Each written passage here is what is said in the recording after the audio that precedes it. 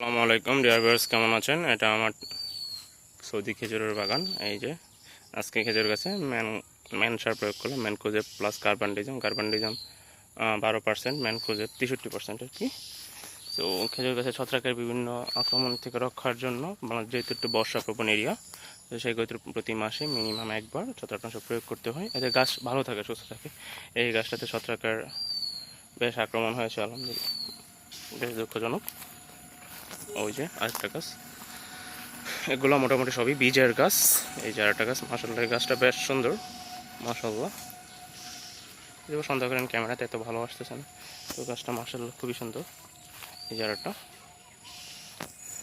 কেউ সৌদি খেজুরের যত্ন পরিচর্যা যে কোনো প্রয়োজনে আমার সাথে যোগাযোগ করবেন, এবং বীজের চারা পাইতেও আমার সাথে যোগাযোগ করবেন। সৌদি খেজুরের বীজের চারা অ্যাভেলেবেল আছে। এই যে আরেকটা গাছ। খেজুর বাগানের সাথে ফসল হিসেবে কলা আর পেঁপে চাষ করেছি আর কি।